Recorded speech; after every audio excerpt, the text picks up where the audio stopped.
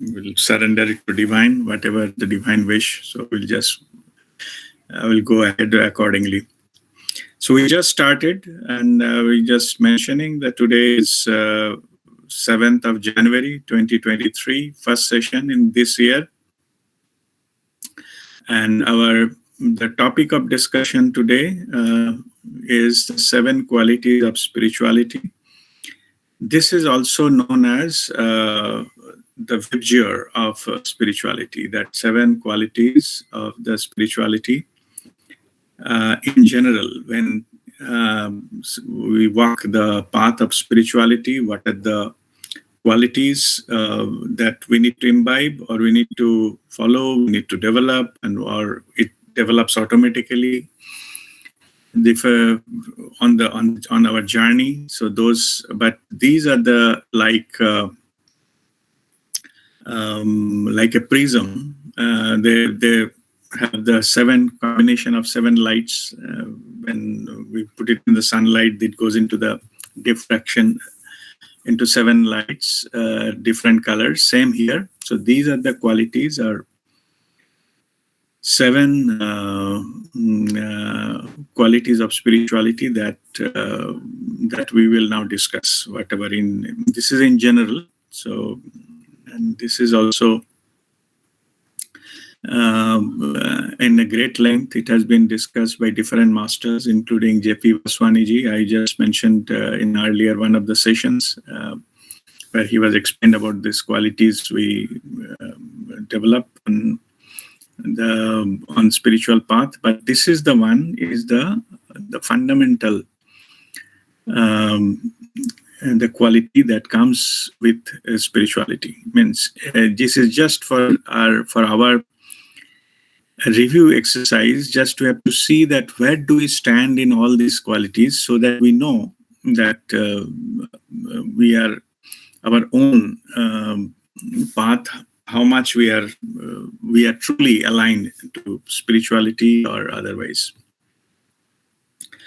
So it is not given in any particular kind of sequence, because that was not the intention that it will come one after another. Everything, all the 7 qualities, they go as a mixed bag. Something comes as a predominating thing, and we have our own. On the spiritual experiences, we experiment with that, we grow in that, and then we imbibe that into our system. Then it becomes a part of our own system, and which further guides us towards the spiritual path. So, we'll start with the truth that what we mentioned in this list. All our spiritual pursuit means what the journey is, purpose, or to find out the truth. What is the truth? And get the first-hand experience of the truth. So that is a fundamental aspect of our spiritual journey. And we can have different type of experience, but that not necessarily those are the experiences of the truth. Most of the time, our life experiences are based on the versions. Like we have a perception, conception, belief system, conditioning, many things. They clutter our mind, and we see the things in light of that. So those are not the truth. In spiritual terminology, those are called illusions. Like we get eluded by something. We think it is a truth, but it is not. So because this is the analytical product of analysis done by our brain or intelligence or our thoughts, or doesn't matter how it is done, but if it is passed through any kind of analytical tool or labeling tool or identification tool or categorization, that is not the truth. Truth is what is the first-hand experience of what it is. So this is the whole purpose of our spiritual journey, is find out the truth, because we may find something as believe it is to be true. We pursue it on our journey quite long, and then we realize that it is not the truth. There is something is behind it, or it is not the what is not is as per that it is not the constant, or it is not what it is. Like we're thinking something, going ahead with something, but what we find out is completely different. And after even finding it out, then we have a lot of doubts, we have a lot of confusion, and we have a lot of what is called the dilemmas, and make things further complicated. So we are not. So that is the whole purpose, is to drop down all these kind of things, all this kind of analysis, all this kind of what is called versions, so that we can reach towards the truth. It is some people call it is like a peeling off, layer by layer. We need to all these kinds of layer to be removed to go to the core of it and to see the truth. And the truth may be very, very simple, but we make it more complicated by analysis, by our own likes and dislikes. Truth not necessarily we like the truth all the time. That is a major issue, that most of us normally we don't want to face the truth. Rather, we try to hide the truth. We are and try to make believe something which is to maybe survive, or not to open up any kind of dirty linen, or open up any Pandora box. We just go ahead with something, pretending something, and which is not truth. And later on, that kind of pretension, that kind of falsification, what we make believe ourselves, that become a major obstacle to our own spiritual growth. Because, as I mentioned, started this topic with, our spiritual journey is all about finding the truth. It is not about finding the happiness. It is not about being comfortable. It's not about being liking or disliking something. Means it is not a preferential thing, treatment, what spirituality is all about. Spirituality is all about finding the truth. And so the purpose of it is the truth liberates ourselves from all these kinds of versions, all these kinds of obstacles that we may face, and try to live our life fully in tune with our soul consciousness, which is spiritual or holistic living. So again, the truth is what it matters. Rest of the things are versions. It doesn't matter. So it is just your truth. And only thing added here is this truth is not the shared truth. It is your own direct first-hand experience of the truth that matters. You can experiment in different ways. Truth remains the same, but your experimentation methods may be different. Like a mountain can be climbed in the different ways, different paths. Same here. It is not necessarily somebody experience certain way, you need to experience that way. No, you can have your own unique experience of the truth. You can have your own realization of the truth in your own way. And that is possible, and most likely that is to be encouraged, because we are all unique and we need to find the truth in our own unique way. And then when we do that, that becomes our truth, then we can share. We can share with others, just like a flower shares its fragrance, without any comparison, without any leveling, without any judgment, who is better, who is less, or just good, bad, or no judgment, just you express yourself. So that is the truth. So then we go to the next point, which is about the purity.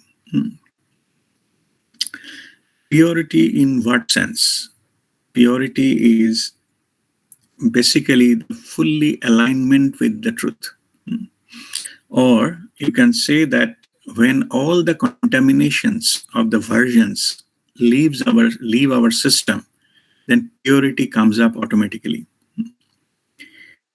And here also, there it needs to be purity. If you wanted to go into a little bit more specific, it is purity is in our thoughts, words, and actions. Like if those three things, which is under our free will, if we can get into that as part of our alignment,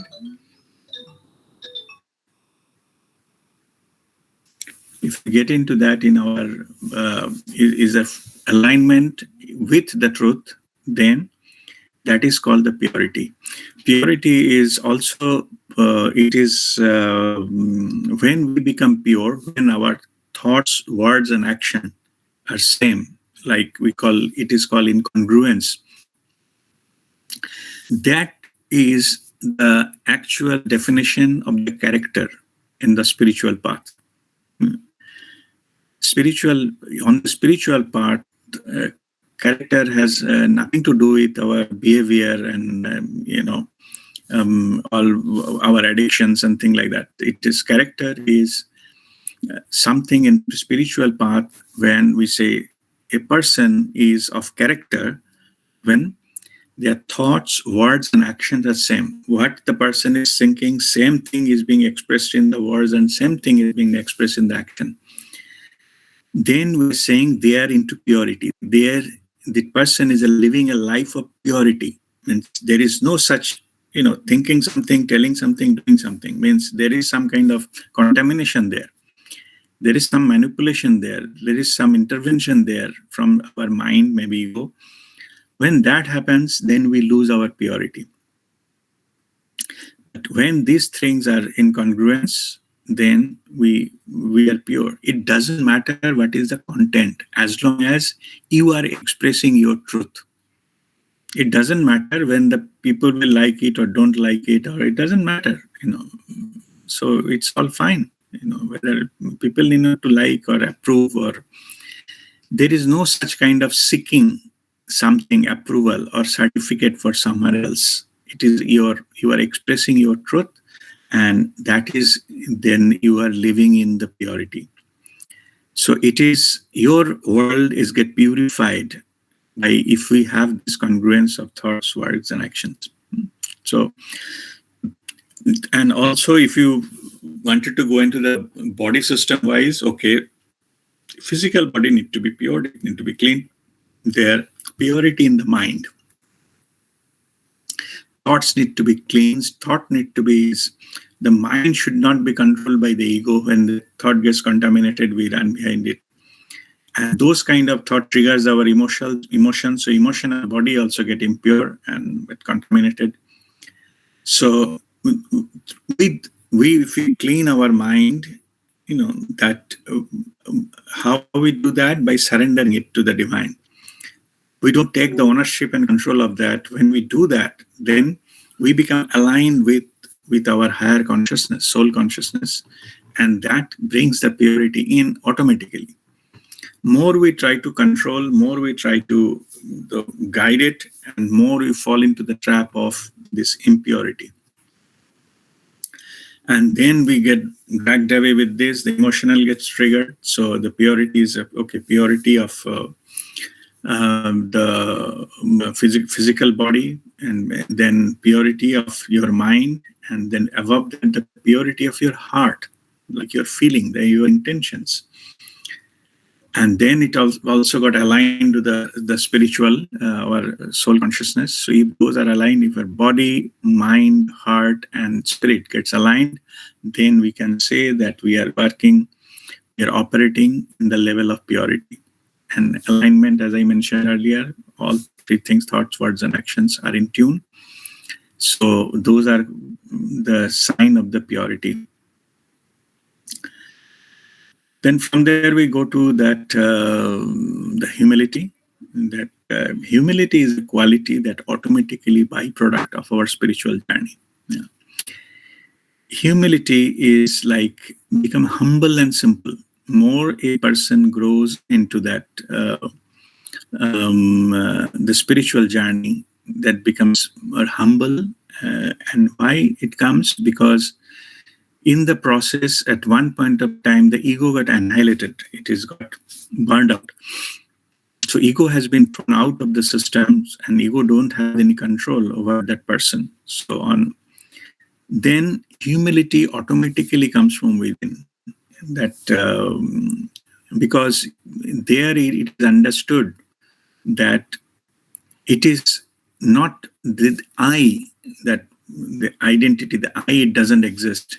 That is a false notion that some I is there, that me, I, and all those are the ego-driven systems. So when ego-driven systems are taken out from our systems on our spiritual path, humility automatically comes. So humility is that's why it's called the product of the spiritual journey. When the ego goes off, the humility develops. And also on this journey, we realize that the whole universe and the creator is so vast, so big, so perfect, so much thing to know. We have practically nothing nothing to boast about, or nothing to be what is called feel proud about. Almost we are negligible. And it is not for the creator. In fact, in the course, we realize that each and every person on this planet Earth, not only persons, they have animals and trees and everything what the nature offers, and everybody has their own their own path, and they are also going towards the same goal, ultimately, the reunification with the creator.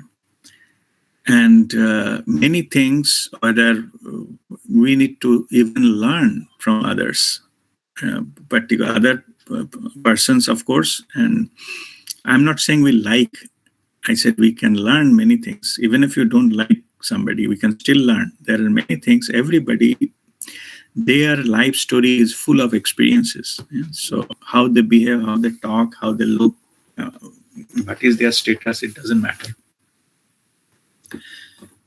And same thing with the animal, same thing with the nature, the trees and the mountains and the rivers and everything.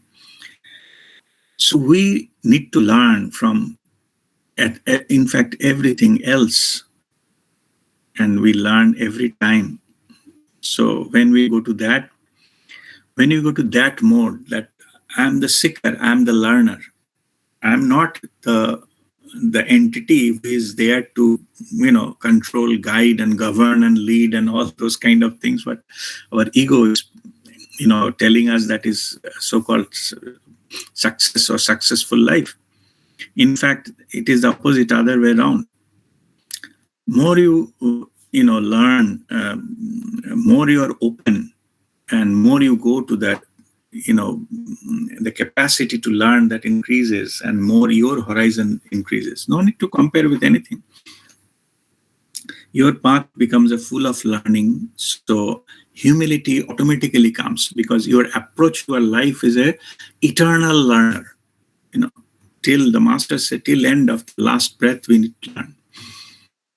There are so many things to learn from many, many different things and places. Or maybe we have learned earlier, but we need the next phase of learning, where learning comes with our experiences.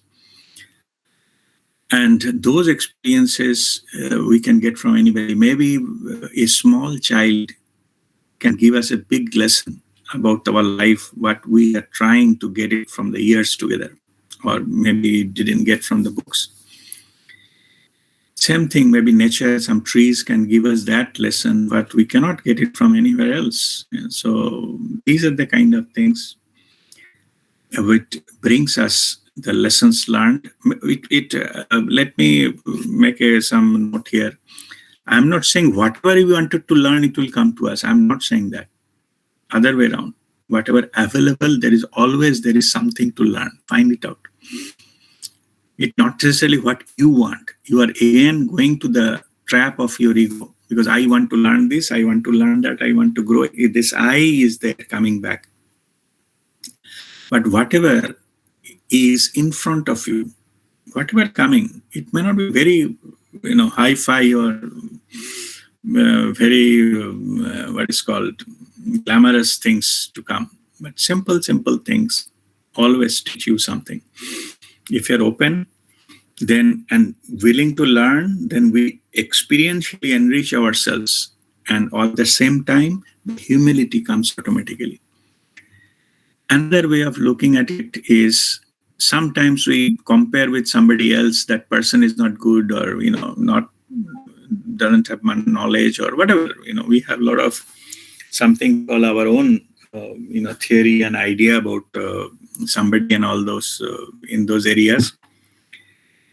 Then we need to understand that that person may be also operating from his or her own ego. It is just like the awakening didn't happen. That's why that person is behaving like that. Maybe mean-minded, maybe some a lot of telling lies and falsification, manipulating people. Many type of characters are there, but those are the characters that are expressions of the ego. But humility comes when we can bypass that and go and connect with the consciousness directly. Soul consciousness of everybody is a part of the universal consciousness. It's always pure, always divine, always full of love, and only knows everything. So what I should, feel proud about, because everybody knows everything at the soul level. There is nothing that I can, feel proud about and boast about. So from that, the humility comes because we see the divinity in the other people rather than what they're doing and all those kind of things. And we, rather than looking down to them, we look up to them and, ignore the lower part. Means we ignore that their character defects or the way they've chosen to operate that life, or not come to the level of awareness yet in the physical level. It doesn't matter. Always we can connect with the her self and her purpose, and then we can deal with it accordingly. Not limited to only what they're saying, doing, and all in the unconscious level. Only thing you accept them as they are still sleeping. When they will wake up, the awakening will happen, and they will be like, like all the souls are equal. Only the physical body, they are different because their awareness levels are different. The awareness of their own spiritual, the consciousness that is different. They are in a different level of awareness at a given point of time. But ultimately, they're all same. We are all same. We are one. So there also that humility comes, because you go to that directly to the level where we are all equal at the soul level. That in Hindi they call namaste. Namaste means, its literal meaning is I bow down to the divinity in you. It is not that I'm expressing thankful to that body. It is saying that I bow down. My own consciousness is bowing down to the divinity in your consciousness. That is what it means. That is literal meaning of the namaste or namaskar. So this comes from the humility. Humility is that we are basically part of the same divine entity. And mutual respect, that takes us from there. So everything then in the higher level of spiritual journey, we experience everything as a spark of the divinity, as an expression of the divinity. And then automatically we go down to that. Lower level, what is that doesn't matter. It is true, some people only consider the physical appearance and physical what they're doing, saying, etc. Some masters call it those kind of when we look at somebody, and going to what they're saying, doing, eating, and all these kind of things, or criticizing them. It is in the spiritual terms, it is called garbage collection.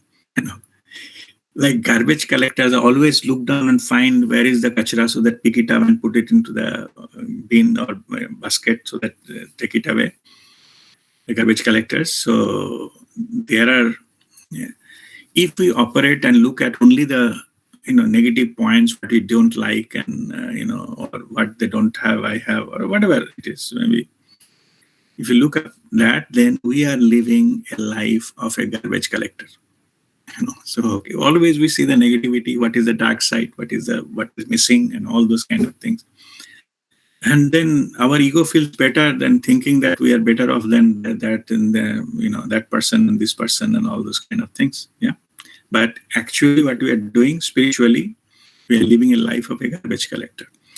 When we go beyond that level, when we look up and connect ourselves, then what happens? The humility comes.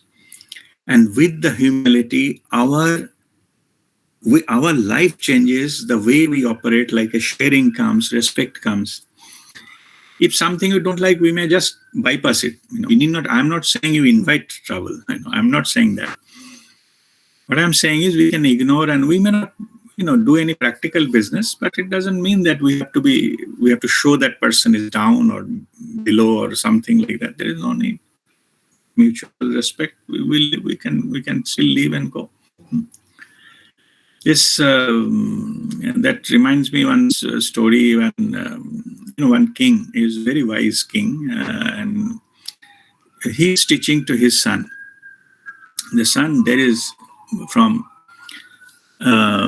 you need to learn from everybody. Everybody has something to teach. The prince.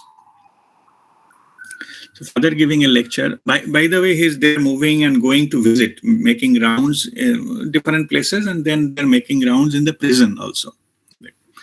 The king normally goes and make rounds in the prison also to see that everything is in order. So his son is with him, the prince. So that time when they complete this, they are passing the prison. One prison cell, there is a horse thief. He is present because he is stealing horses.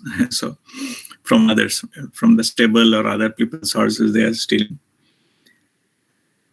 So then when the prince is asking that prisoner, why you have imprisoned? He said, I am got punished, jailed because I used to steal horses. Okay. So then the prince was asking king, his father, so what should I learn from him? He's a horse stealer, horse thief. Should I, learn theft from him, how to steal? The king says, no. You learn from him how to make a horse which is very much troubling to bring under control, even without even making sound. He knows how to bring horses under control without making any sound. Horse maybe jumping or whatever it is, he knows how to control that. That you learn. So that is the kind of thing. Anyway, the moral of the story is, it is same like looking as a garbage collector and looking up what is possible, in that scenario. Everywhere, always there is a both side of the coin. Always there is a dark and bright sides. So it is up to us which side we look into. Of course, our learning, our experience, we go to the brighter side, and so that we can grow in understanding and awareness. So that is the purpose. Every negative experience we have on planet Earth, there is a higher purpose for that. And once you experience that, when you understand that, then we can again come back to the humility that for us, this kind of situation has been created for us to grow. Grow in awareness, grow in experience, so that the soul level we got enriched, even though that particular, when we are going through it, may be painful. So that is always there. No pain, no gain. Without that, we cannot grow. Everything has a purpose. Everything, the pain is necessary for something to deliver. The mother undergoes pain to deliver a baby. Same here. So we need to get something, we need to undergo that process, so that end of the day, it is we to reach somewhere the other side of the tunnel. So that is the thing. That is how our life is designed. If your life is absolutely no trouble, everything is fine, everything, then in spiritual terms, it is called wasted life. There's no progress happened. Life may be good. Some came, enjoy life, one day die. But growth, spiritual, nothing. Think of somebody has took birth but never gone into the school, just enjoying and playing the whole life. What will happen? Is that is a purposeful living and all? May not be. It is a wasted opportunities. Okay, same here. So when the time gets tough and tests, not necessarily that those are bad for us. Maybe they are pushing us for something more, or bring us more from us. So that is the humility we need to develop. And then it goes to next point is about the trust. Trust on whom? Trust on your own, higher self or the divine. There is no one here to punish you, or in that respect to reward you. There is no one sitting out there named God is giving is a dictator and all powerful and giving us punishment or giving us reward. It is not like that. That is not the truth. Okay. In fact, it's all loving entity. It just the universal consciousness wants us to enrich in our experience, and it's purely loving entity. There is no such thing or giving you punishment or not. You what you deserve, that is not given to you. These kinds of things are not as a part of the divine plan. Divine is always giving us that what is best possible for us to grow spiritually. It is our own soul. We have made a lot of plans. It has nothing to do with the universal consciousness or God or whatever you name it. So then from that, when we keep on experiencing those things on our spiritual journey, we develop the trust. We develop the trust that whatever is happening, that is for our ultimate good.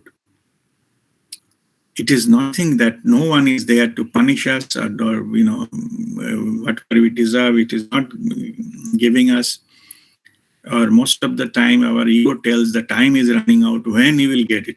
So it tries to convince us that it is not given to you and it is not fair. So it is not fair from the God to. So what I am saying is, you will realize that God is always loving, and there is nothing God has to give you or take it from you. It is we have to undergo certain ways, certain things in our own, our own soul consciousness makes that happen. Certain things in our life, so that we just through that experience we grow, and that's what it is. So this type of things that is a part of our the process of the growth, the spiritual growth. To trust that whatever is happening to you, that is ultimately for your best interest. So it is like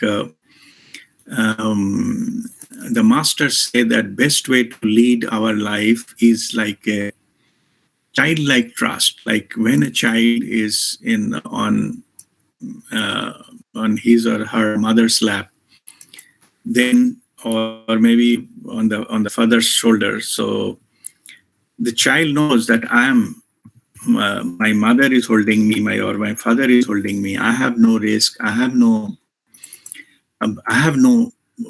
so-called concern that I may not be able to, I may have maybe dropped or I may get hurt or things like that. Same here. Same kind of trust, it comes out on our spiritual journey. Then we can completely surrender to the divine. We don't judge and check time to time whether it is really, I can trust my mother like a child or trust my mother or trust my father. Then never, a child never tests that.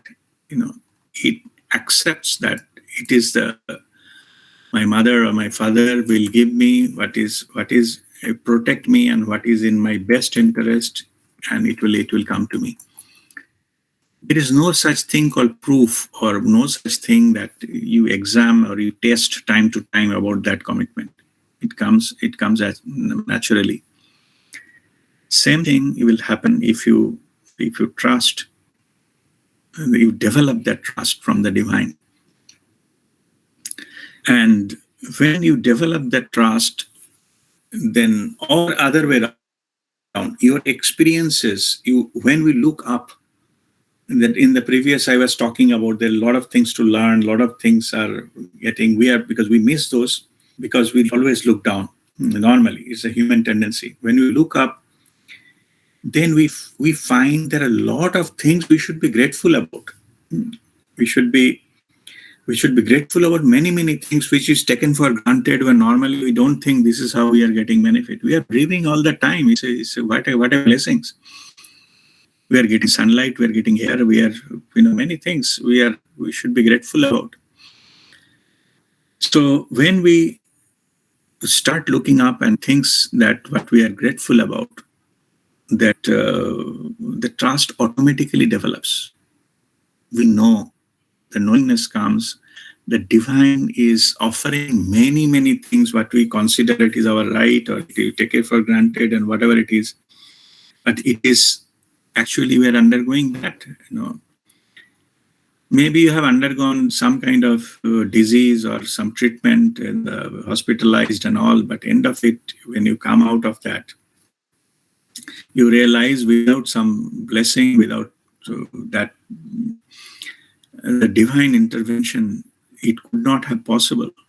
We could have died on that under the disease rather than coming out alive and coming back to life. So those are the kind of thing that time we realize that what we got. There are many in our similar situation, they may not survive. We did. So that is, you have all undergone the COVID era and many people have lost their lives as well. So many things we should be make ourselves change our complete view of life through our own experiences. Then we get into the attitude of gratitude, which is the trust we develop the divine. It is not imposed trust. It is, I'm not saying that somebody is demanding trust. The difference between our normal living and the spiritual living, in the normal living, like a day-to-day living, people demand trust. People, particularly people in authority, you have to trust them. Whatever they're saying, you have to follow them, because the fundamental underlying, the mechanism is fear. Fear of punishment, fear of something, retribute, fear of, something bad will happen, will be behind, so that you trust that person or trust that system or trust this thing. This is not the trust what we need to inculcate on the spiritual thing. It is all about free. We have been given a free will. It is the highest level of empowerment. Whatever we think, whatever we say, whatever we do, all are part of our free will. And that is the reason all this free will need to be aligned with the truth. What is the first point we mentioned? The purity, the cleanliness we need to develop to be spiritual, to be part of that. So, all right, this is about the trust, that we are fully trusting the divine. So we are fully trusting the process. We are fully trusting that the purpose of our life. We are here to grow in understanding and awareness, And so that on that path, we may have to cross several tests or several obstacles as a part of the journey. We take it as the equal thing, and we trust that it is for our ultimate good. We don't suddenly some stumble block we face and start criticizing, and everything is bad, system is bad, and God is punishing, and everything goes haywire. So that is not the spiritual way. Spiritual way is about the understanding and awareness, is the complete trust, childlike trust into the divine, to our Creator, that it is for our ultimate good. That is what we are now following. So then we come to the next point, is about the service. So when we grow into this trust, before service, I think now we come to the other 2 points first, then it will be easier for us to understand that. Next is about the silence. Silence is what type of silence? There are all levels of silence. Like, it's normally silence means the verbal silence. So we are not talking. Then next level is our mind control. That is stillness of mind that we achieve through meditation. So that is silence. Also, when initially we practice it, we don't move. When we sit for a meditation, we don't move, we don't do many things. So that what happens is they distract ourselves and lose our that silent, the peacefulness to achieve, to go to the higher level. We observe silence both verbally and try to minimize our activity of 5 senses. Like, we're not talking, eating, or looking at some movie or hearing something, music or something, or some song, etc. Those are not the way to go to the level where we need to be. Minimizing those, keeping those silent, keeping those senses under control by minimizing those activities and pulling ourselves inward, that makes our journey to the higher realm, our higher dimension, or the spiritual journeys. So this is how we practice silence, and through the practice, there are different methods. There are spiritual masters, they guide you how to do that. And when you observe silence in the multiple levels, as I said, the physically, verbally, emotionally, and thought-wise, all those are silent, then it opens up a huge, powerful channel between you and the divine, you and your Creator, and that actually transforms your life. Those more the chaotic that path is, your progress will be that much slower. When those things are calmed down, then path opens up by itself. It will basically, you are inviting the divine to come to you through that path of the silence. But more we are engage ourselves in the other activities and all those kind of things, thinking and ego and all those things, then the divinity will not be able to enter that space. So it is about cleaning the area, making purification at one point, then so that we can invite the divinity to enter. So that is a part of that, is the silence. So when we silence ourselves, we enter into the divine space. So what happens is, it opens up our heart. Our normally operating level is through brain, through thoughts and planning, intellect. Nothing wrong in that. I'm not criticizing anything. Now the masters say the spiritual journey is just 1 foot long. It is from your brain to your heart. That's all.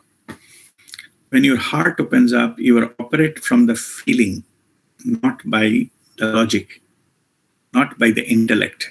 You feel that.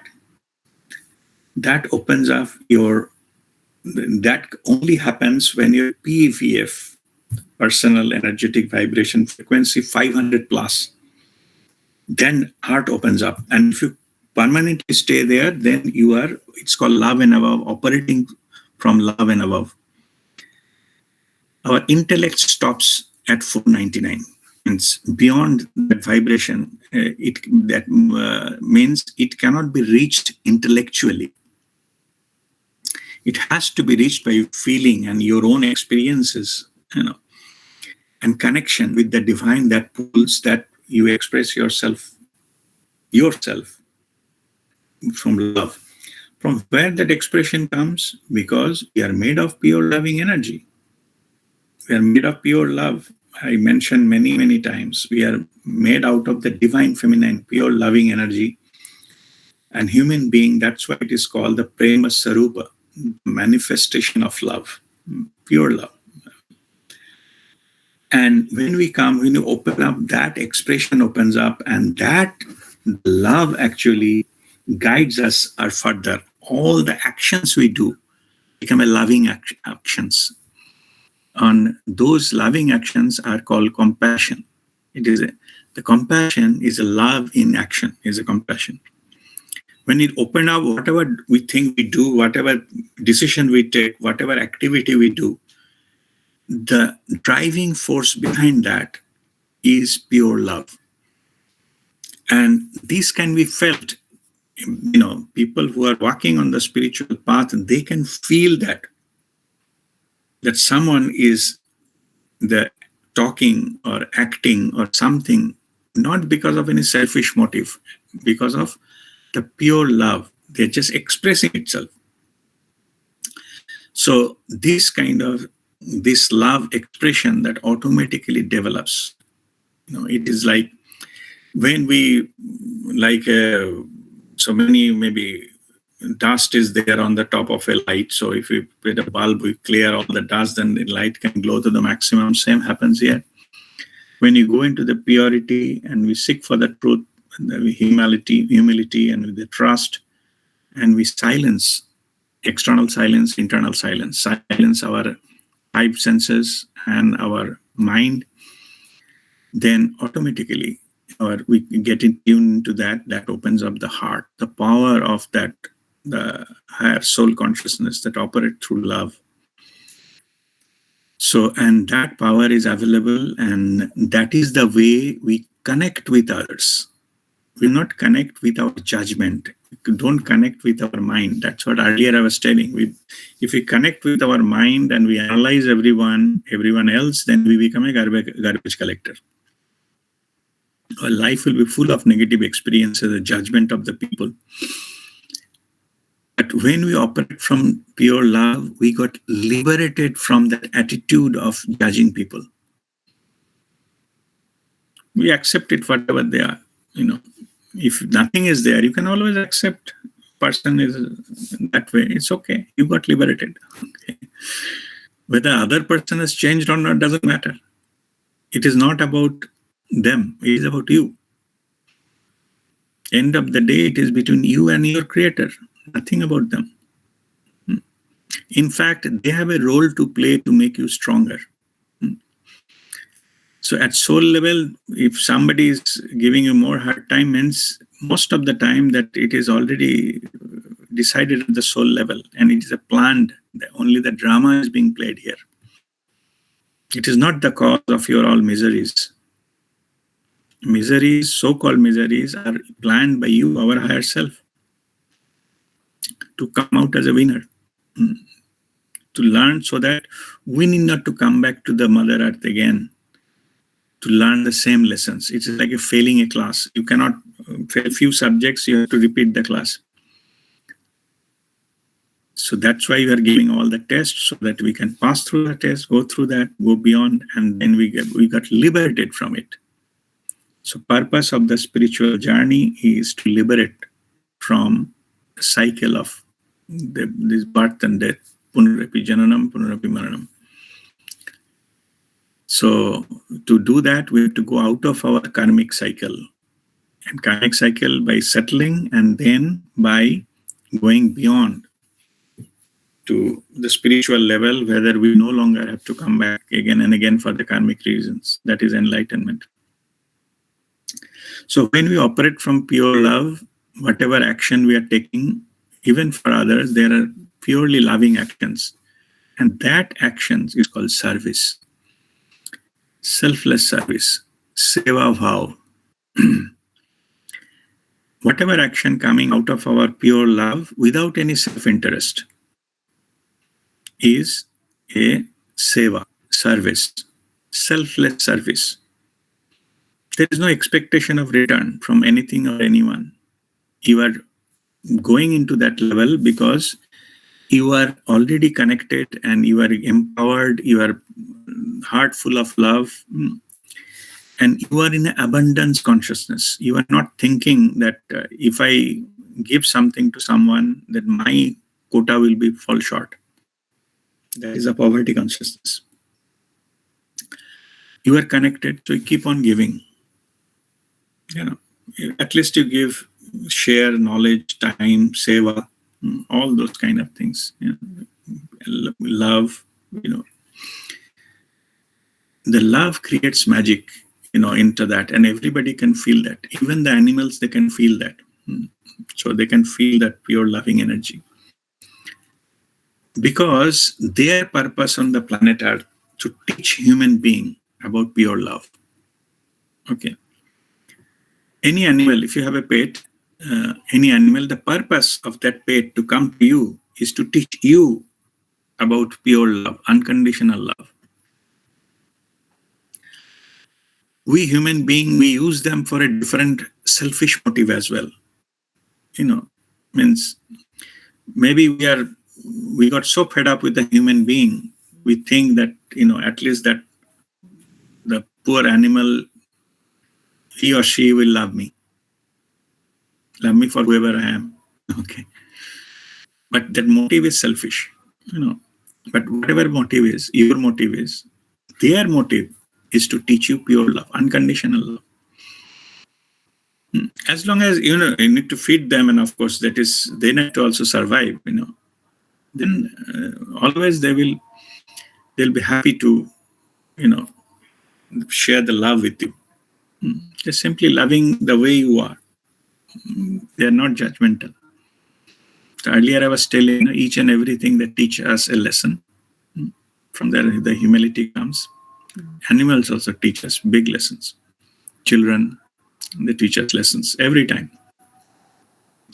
So there are many, many things that we learn from that. So when we now to go into that, when we go to this level of service, a level of operating through love, that is a service or seva bhav.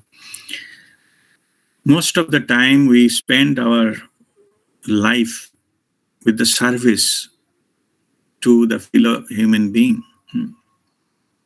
Swami Vivekananda has his famous quote, Bohurupe Shammukhe Chari Kotha Khujicho Ishwar. Without, looking in front of you, where you are searching God. Then next line is Jibe Prem Kore Jaijon Shaijon Seviche Ishwar.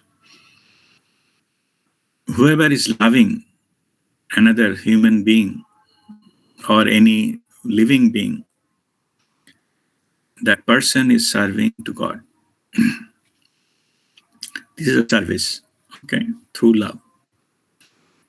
So that is understanding of the spirituality. When you operate from pure love and in service, you are fully tuned. Your mind is not contaminated. All the 7 things, vibgyor of spirituality, what I was mentioning. So if that I'm just now concluding with repeating the points.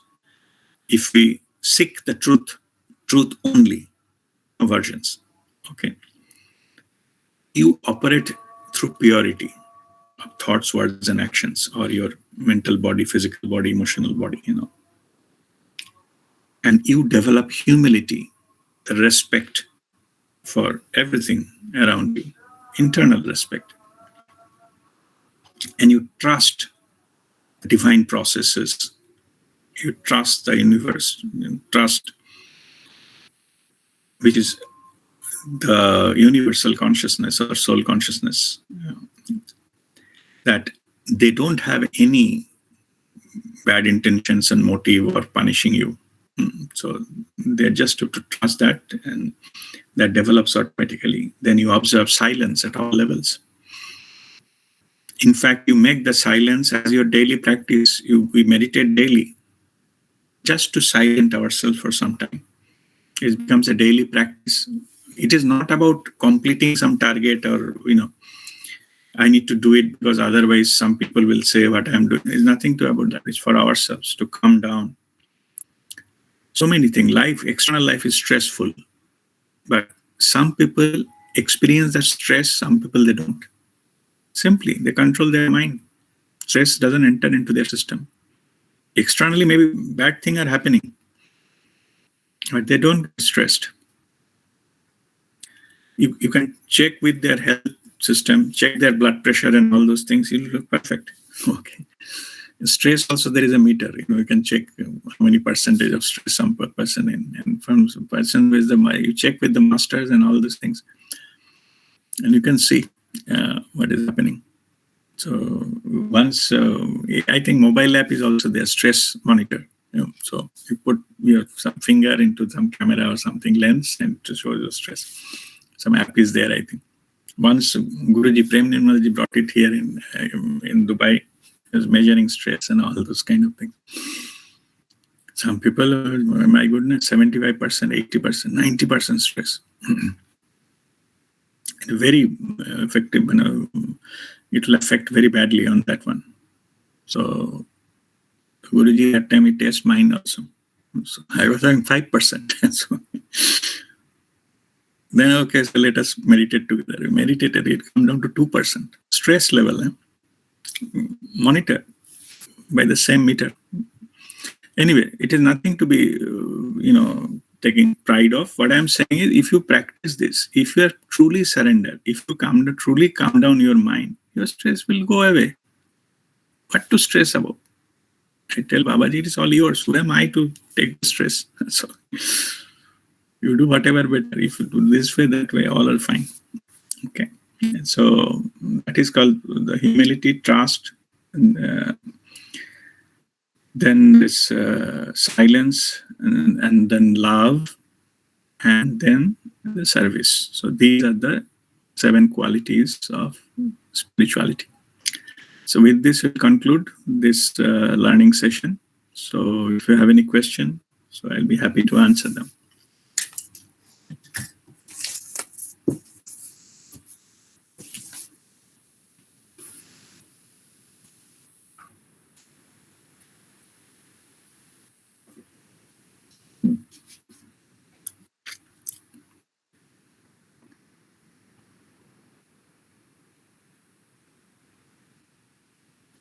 One second, give me some water.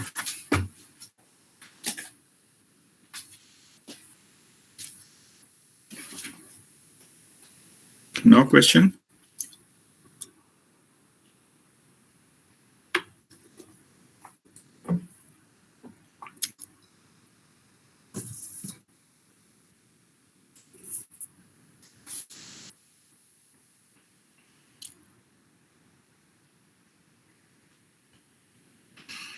All right. So if there is no question, then we'll go into our Kriya and meditation.